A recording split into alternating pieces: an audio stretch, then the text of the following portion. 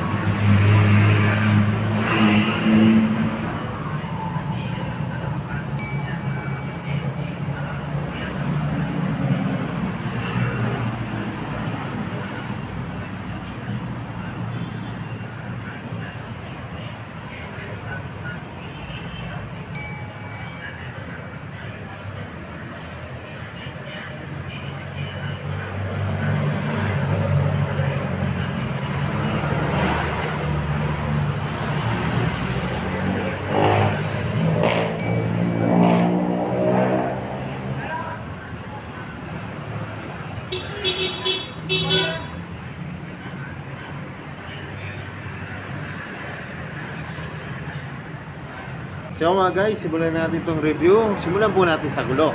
Ang gulong po nito mga guys ay 80 by 100, 18 po ang sukat. Tapos ang kanyang, ito po mga guys, na bago po ito.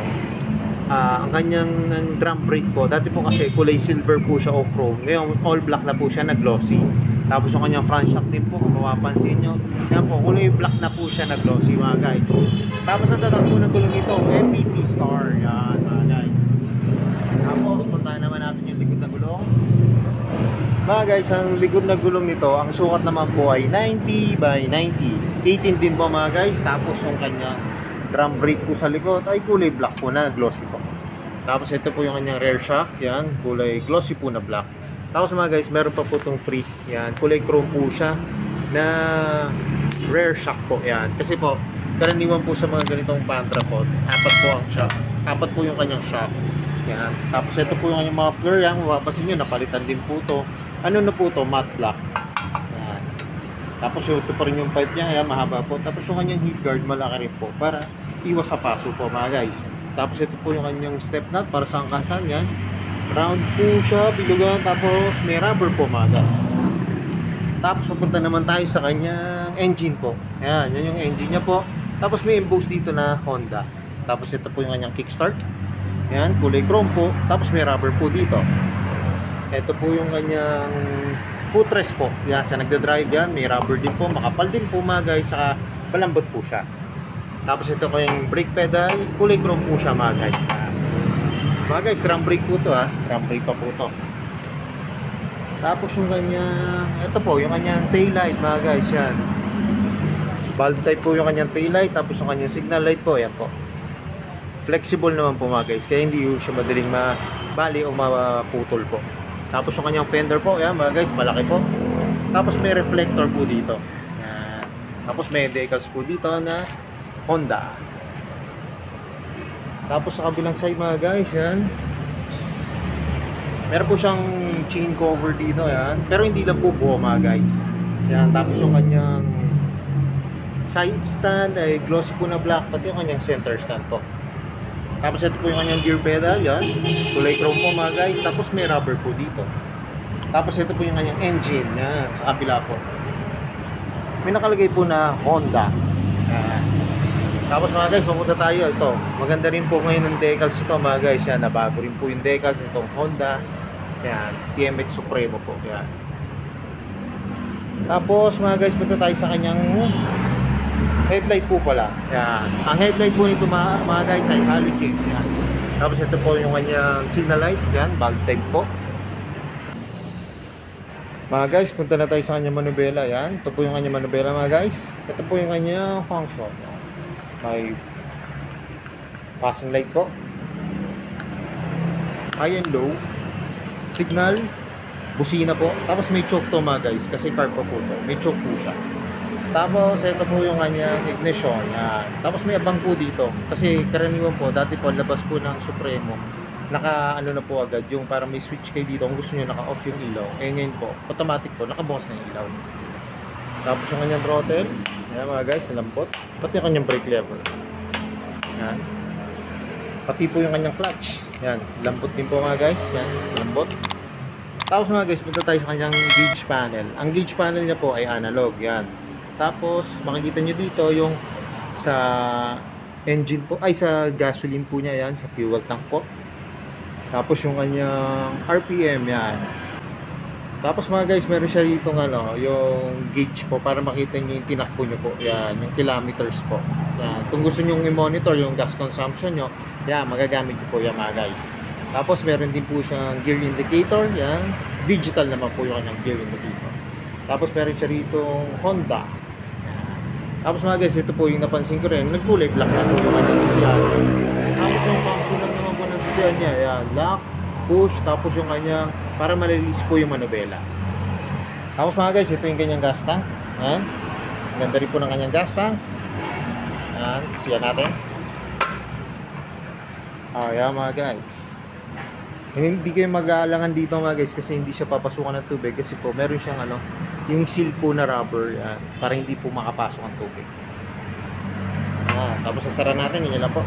Tulak nyo lang po. Nakasara nyo, tapos cover nyo na po. Tapos yung mga guys, maganda rin to kasi yung forma nito yan, naked handlebar niya po na matte black na po. Yan. So yung mga guys, ito na inabang ko, masasakyan ko na itong Honda TMX Supremo. Yan. Tara, tignan nyo ako mga guys.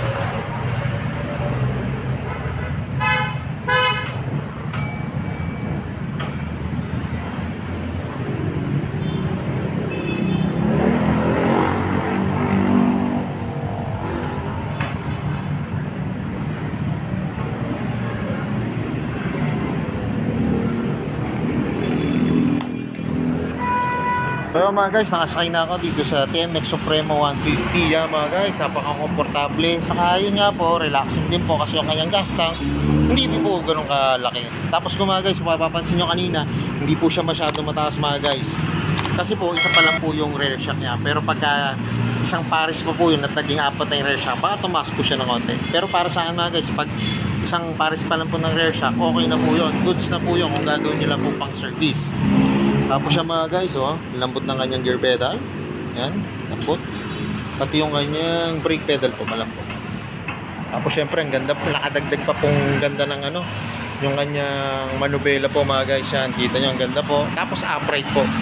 So yun mga guys, alam ko ito na yung inaabangan nyo. Magkano ba ngayon itong TMX 150 Supremo? Tara, tignan natin yung price. So yun mga guys, dito po sa Duexam, dito po sa may National Highway, yan, Barangay Platero, Binyan, Laguna po. Ang TMX 150 Supremo po, yan. Ang cash price niya po ay 80,000. Pag kukunin niyo po siya ng installment, ang kanyang down payment po ay 7,000. Pag kukunin siya ng 12 months or 1 year, 7,763 pesos. Pagka 2 years or 24 months, 4,638 pesos. Pagka naman po 36 months o 3 years, 3,596 pesos mga guys. Tapos mga guys, ito po yung kanila mga requirements. Pero ipopost ko rin po yan mga guys. Tapos may rebate po yan na 200. Yan. Basta hindi po kayo lalagpas sa inyong monthly na ano po, yung hindi po kayo lalagpas sa due date nyo po, yung mga guys. So yun mga guys, ano pang hinihintay nyo? Pasyalan nyo na to, kung malapit lang din po kayo dito sa may National Highway Barangay Platero, Binyang, Laguna. Pasyalan nyo na po sa may Duwek Sampto. Yan. Ang kulay po nitong review natin ay glossy na red. Tapos yung isa pa pong kulay nilang available dito ay ito po mga guys, yung glossy na black. Yan.